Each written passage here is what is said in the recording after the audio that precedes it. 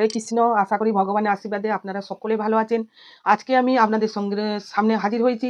এই অঘ্রাণ মাসে একাদশী ব্রত আমরা কবে পালন করব, আর তার মাহাত্ম্য, আর এই একাদশীতে পালন করে তার কি কি করতে হবে, পূর্বপুরুষ বা পিতৃপুরুষের দানের জন্যে এই একাদশীর মাহাত্ম্য আছে। আপনারা এই একাদশী পালন করে পূর্বাপুরুষকে বা পিতৃপুরুষকে উদ্ধার করার জন্যে এর পুণ্যদান করতে পারবেন। সেইভাবে এই একাদশীর মাহাত্ম্য শাস্ত্রতে উল্লেখ আছে। আমাদের পিতা মাতা যারা গত হয়ে গেছেন, ওনাদের দ্বারা আমরা এই পৃথিবীতে এসেছি, আর ওনাদের ঘর বাড়ি জমি জায়গা সব কিছু আমরা ভোগ করছি। ওনারা যে নিম্নজনী হয়েছেন, কি নরকে বাস করছেন বা কি করছেন সেটা তো আমাদের জানা নেই। তবে এই মোক্ষদা একাদশী ব্রত পালন করে দ্বাদশী দিনে তার নাম গোত্র ধরে আমরা যদি সেই পিতামাতা উদ্দেশ্যে একটু যদি পুণ্যফল দান করি, তাহলে তারা যদি নরকে বাস করছে তারা মুক্তি লাভ করে স্বর্গে গমন করবে। আশা করি সকলে এই একাদশী ব্রতটা পালন করবেন আর পিতামাতাকে উদ্ধার করা একটা সুযোগ লাভ করতে পারবেন। আর যারা যারা একাদশী করেন না, সকলকে বলবো একাদশী করুন। সর্বশ্রেষ্ঠ হচ্ছে একাদশী, এর থেকে আর কোনো ব্রত শ্রেষ্ঠ নেই।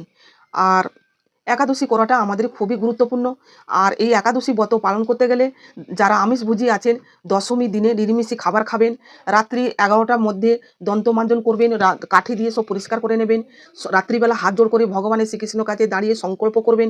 যারা পারবেন ফল জল উপবাস করবেন, আবার অনুকূল প্রসাদ সেবা করবেন, কিন্তু পঞ্চশস্য বর্জন করবেন। সেটা করলে আমাদের পূর্ণ ফল পুরোপুরি হবে না। যেমন সরষা তেল, সর্ষে ডাল, গম, আটা, সুজি, ছোলা, এইসব আমাদেরকে সব বর্জন করতে হবে। আর না হলে যদি একটু যদি মিস হয়ে যায় তাহলে একাদশী খুঁত হয়ে যাবে। তাই জন্য খুব নিষ্ঠা সহকারে একাদশী ব্রত পালন করতে হবে। কারো যদি কেউ নতুন একাদশী ব্রত পালন করতে চান, তাহলে কিভাবে করবেন আমার অনেক ভিডিওতে আপলোড করা আছে, আপনারা দেখে নিতে পারেন যে কিভাবে করবেন। আজকে আমি একটু আধটু বলে দিলুম। আর এই একাদশী ব্রত করবেন, ভালোভাবে করবেন, আর তাহলে পুরোপুরি পুণ্যফল আমরা লাভ করতে পারবো। একাদশী ব্রত পালন করে যতটা পারবেন ভগবানের হরিনাম করা, গীতা পাঠ করা, ভগবানের ধ্যান, ভগবানের প্রতি মনের ভক্তি শ্রদ্ধা ওনার প্রতি সবসময় রাখা ভালো। কেন বলছি, এই ভগবানের ব্রত করে পরনিন্দা পরচর্চা মিথ্যা কথা বলা বা এইসব করাটা ঠিক নয়। তারপরে সাবান শ্যাম্পু ক্রিম সাজগোজ এইগুলো করাটা ঠিক নয়। এইগুলো কিন্তু আমাদেরকে বর্জন করতে হবে। যাই হোক, আমি অনেকটা আপনাদেরকে বললুম। এইভাবে আপনারা পালন করবেন। নেশা ভাং চা পান বিড়ি এগুলো কিন্তু বর্জন করবেন। এইগুলো কিন্তু একাদশী করে পালন করতে নেই, খেতে নেই। এই একাদশী পড়েছে 25শে অগ্রহায়ণ আর 11ই ডিসেম্বর বুধবার একাদশী পালন করবেন। আর দ্বাদশী দিনে একাদশী ভঙ্গ করবেন, সেটা হচ্ছে 12ই ডিসেম্বর আর 26শে অগ্রহায়ণ বৃহস্পতিবার 9টা 30 থেকে 9টা 33-এর মধ্যে একাদশী ভঙ্গ করবেন দ্বাদশী বৃহস্পতিবার। আর একটু নির্মাল্য খেয়ে বা ভগবানের প্রসাদ বা পঞ্চশস্য খেয়ে একাদশী ভঙ্গ করবেন। এই একাদশীর মাহাত্ম্য আমি শুরু করছি, আপনারা মন দিয়ে শ্রবণ করুন। এক সময় যুধিষ্ঠির মহারাজ ভগবান শ্রীকৃষ্ণকে জিজ্ঞাসা করলেন, হে মাধব, এই অগ্রহায়ণ মাসে একাদশীর নাম কি, তার মাহাত্ম্য কি, আর কোন দেবতার পুজো হয়, আপনি দয়া করে আমায় বলুন। ভগবান বললেন, হে রাজন, এই অগ্রহায়ণ মাসে শুক্লপক্ষে মোক্ষদা একাদশী নামে পরিচিত। আর এই যে আপনি প্রশ্ন করেছেন, অতি উত্তম প্রশ্ন করেছেন। আপনার দ্বারা সারা পৃথিবীতে বিস্তারিত হবে। আর এই অঘ্রাণ মাসে একাদশীর নাম হচ্ছে মোক্ষদা। বুঝতে পারছেন, এই একাদশী করলে সবাই মুক্তি লাভ করবে। আর এই একাদশী ব্রত পালন করে তার নাম গোত্র ধরে যাদের পিতা মাতা বা দাদু ঠাকুমা তাদের উদ্দেশ্যে এক বিন্দু যদি দ্বাদশী দিনে তার নাম গোত্র ধরে ভগবানের সামনে দাঁড়িয়ে যদি দান করেন, তাহলে সে মুক্তি লাভ করবে। তাই জন্য এই একাদশীর নাম হচ্ছে মোক্ষদা একাদশী। ভগবান শ্রীকৃষ্ণ বললেন, হে রাজন, এই একাদশী সর্বশ্রেষ্ঠ। এই একাদশী মুক্তিদায়িনী আর পাপ বিনাশকারী। এই একাদশী সর্বশ্রেষ্ঠ, পাপ বিনাশকারী এবং মুক্তিদায়িনী। এই একাদশী মাহাত্ম্য শ্রবণ করলে বাজপেয়ী যজ্ঞের ফল লাভ হয়।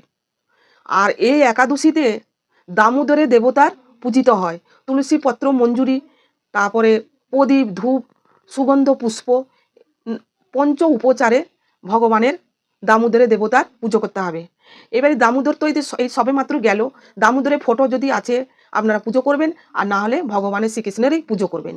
আরও একটা কথা বলবো, এই যখন কুরুক্ষেত্র যুদ্ধ শুরু হয়েছিল তখন সেই দিনে এই মোক্ষদা একাদশী তিথি পড়েছিল।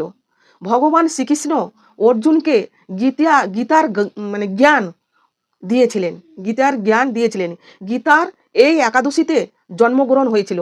ভগবান শ্রীকৃষ্ণকে অর্জুনকে জ্ঞান দিয়েছিলেন। কুরুক্ষেত্র যুদ্ধ যেদিনকে শুরু হবে সেই দিনে ভগবান শ্রীকৃষ্ণ অর্জুনকে দিয়েছিলেন, আর তার জ্ঞান অর্জুনকে বুঝিয়েছিলেন।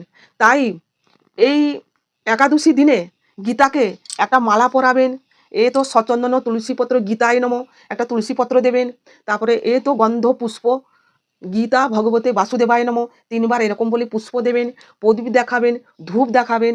যেহেতু গীতা এই একাদশীতে জন্ম হয়েছিলেন, আর গীতার মাহাত্ম্য অর্জুনকে ভগবান জ্ঞান দিয়েছিলেন, তাই জন্যে বলছি আপনারা গীতার সেবা এই একাদশীতে অতি অবশ্যই করবেন, আর দামোদর দেবতার পুজো করবেন। এইভাবে শাস্ত্রতে উল্লেখ আছে। এক সময় মনোরম চম্পনগর ছিল, আর বইখানার নামে এক রাজা ছিলেন। রাজা স্ত্রী, পুত্র, রাজ্য আর প্রজাদেরকে নিয়ে সুখেতে জীবনযাপন কাটাচ্ছিলেন। একদিন রাজা রাত্রে স্বপ্ন দেখলেন। ওনার পিতা বলছেন, হে পুত্র, আমাকে রক্ষা করো, আমাকে রক্ষা করো, তুমি আমাকে উদ্ধার করো, তুমি আমাকে উদ্ধার করো। এইভাবে রাজা পিতা চিৎকার করছেন নরকে। রাজার ঘুম ভেঙে যায়, বসে চিন্তা করে, আমি কি স্বপ্ন দেখলুম, আমি কাকে দেখলুম, আমার পিতা হয়ে এইভাবে কষ্ট পাচ্ছেন, যন্ত্রণা পাচ্ছেন, আমি এখন কি করব। বসে রাজা কাঁদছেন। স্ত্রী পুত্রকে ডাকলেন, তাদেরকে বললেন, তারাও শুনে দুঃখ কষ্ট পাচ্ছেন, ওনারাও কাঁদছেন।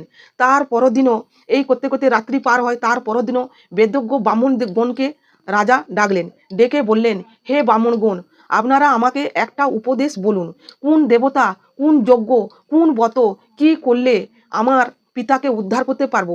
আমার পিতা খুবই কষ্ট পাচ্ছেন, নরক যন্ত্রণা ভোগ করছেন, আমি কি করব আপনারা বলুন। রাজা খুবই ভালো ছিলেন।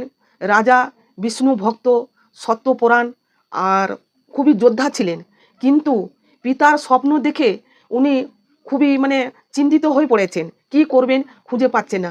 স্বাভাবিক সন্তানদের কর্তব্য পিতাকে ভালো রাখা, পিতাকে উদ্ধার করা। তার জন্য পুত্র সন্তান খুঁজতে হয়, যে পথে পিণ্ডদান করতে পারে, তার জন্য পুত্র খোঁজা হয়। যাই হোক, এইবারে ব্রাহ্মণগণ চিন্তা করে দেখলেন যে ওনারা কোনো উপায় খুঁজে পাচ্ছেন না। তখন বললেন, হে রাজন, সামনে পর্বতমুনি আশ্রমে আছে, আপনি চলুন, সেইখানে কিছু নয় কিছু আমরা উপায় নিশ্চয়ই পাবো। তখন মহারাজ আর ব্রাহ্মণগণকে নিয়ে উনি পর্বতমুনি আশ্রমের কাছে গিয়ে পৌঁছালেন। সেইখানে ষষ্ঠাঙ্গে মুনিবরকে প্রণাম করলেন। মুনিবর দেখে বললেন, হে রাজন, আপনি এইখানে, আপনার রাজ্যতে আপনার পরিবার সকলে কুশল আছেন তো? মহারাজ তখন বললেন, হে মুনিবর, আপনার আশীর্বাদে সকলে কুশল আছেন, কিন্তু আমার পিতার উদ্ধার করা উপায় আপনার কাছে জানতে এসেছি, দয়া করে আপনি আমায় বলুন। তখন মুনিবর রাজার কথা শুনে কিছুক্ষণ ধ্যান করলেন, চোখ খুলে বললেন, হে রাজন, আপনার পিতা পূর্ব জন্মে অত্যন্ত কামাচারী ছিল, তার জন্যে এই নরক যন্ত্রণা ভোগ করছে। উপায় একটা আছে, এই অঘ্রাণ মাসে শুক্লপক্ষে মোক্ষদা একাদশী আসছে, আপনি সেই ব্রত পরিবারকে নিয়ে পালন করবেন। পিতার উদ্দেশ্যে সেই ব্রত দ্বাদশী দিনে নাম গোত্র ধরে ভগবানের শ্রীকৃষ্ণ সামনে দান করবেন, তাহলে আপনার পিতা মুক্তি লাভ হবে। রাজন এই কথা শুনে মুনিবর কাছ থেকে অতি আনন্দ হলেন। উনি একটু শান্তি পেলেন, যেভাবে চিন্তা করছিলেন, চিন্তা থেকে মুক্তি হলেন। রাজা ব্রাহ্মণগণকে নিয়ে রাজ্যতে ফিরলেন। স্ত্রী পুত্র যথাসময় একাদশী পরে স্ত্রী পুত্র ব্রাহ্মণগণ সকলে এই মোক্ষদা একাদশী ব্রত পালন করলেন। রাজা তার পরদিনে ভগবানের সামনে দাঁড়িয়ে ওনার পিতার উদ্দেশ্যে এই একাদশীর পুণ্যফল দান করলেন।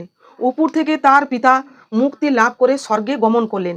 সেইখান স্বর্গ থেকে পুষ্পবৃষ্টি হতে থাকে, আর ওনার পিতা তখন বললেন, হে পুত্র, তোমার কল্যাণ হোক। এই ছিল একাদশীর মাহাত্ম্য।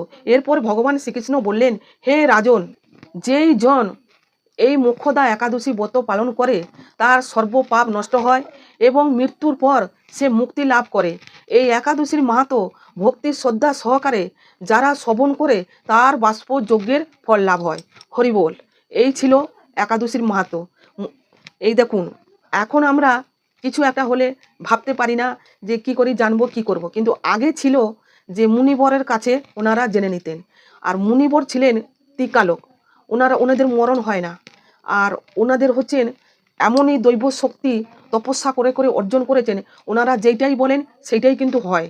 তার জন্যে ওনারা মুনিবর কাছ থেকে জেনে নিতেন যে কি করলে না করলে ভালো মন্দরা বুঝে নিতেন। কিন্তু আমরা কি করব, যখনই বিপদে পড়ি আর আপদে পড়ি, সুখে থাকি দুঃখে থাকি, সদাই ভগবানকে ডাকবো। ভগবান যা করেন সকলের মঙ্গলের জন্য করেন, তাই আমরা ভগবানকে সদাই ডাকবো, সদাই স্মরণ করব। জয় শ্রীকৃষ্ণ চৈতন্য প্রভু নিত্যানন্দ শ্রী দ্বৈত গদাধর শিবাসাদি গৌর ভক্তবৃন্দ। হে ভক্তগণ, আপনারা সকলেই গোবিন্দের নাম করুন। দুঃখ সুখ কষ্ট দুঃখ সব কিছু আমাদের ভগবান দূর করবেন। মৃত্যু পর আমরা মুক্তি লাভ করব। যাই হোক, আমার ভিডিও যদি আপনাদের ভালো লাগে, আত্মীয় স্বজনের সঙ্গে বন্ধু বান্ধবের সঙ্গে ওনাদের সঙ্গে শেয়ার করবেন, ওনাদেরকে করতে বলবেন। আর ভিডিও যদি ভালো লাগে লাইক করবেন। আর নতুন বন্ধু যদি কেউ হয়ে থাকেন, এই ভিডিও যদি দেখেন তাহলে সাবস্ক্রাইবটা করবেন। যখন আমি ভিডিও ছাড়বো আপনার কাছে পৌঁছে যাবে, আপনি যথা সময় মতন দেখতে পাবেন। আর পাশে থাকা ঘন্টিটা অন করে দেবেন। আর কারো যদি কোনো প্রশ্ন থাকে, জয় শ্রীকৃষ্ণ রাধে রাধে বলে কমেন্ট করবেন, আমি যথাসাধ্য চেষ্টা করব আপনাদেরকে বলার জন্য। আমি এইখানে শেষ করছি, পরে ভিডিওতে আবার দেখা হবে। নমস্কার, হরে কৃষ্ণ।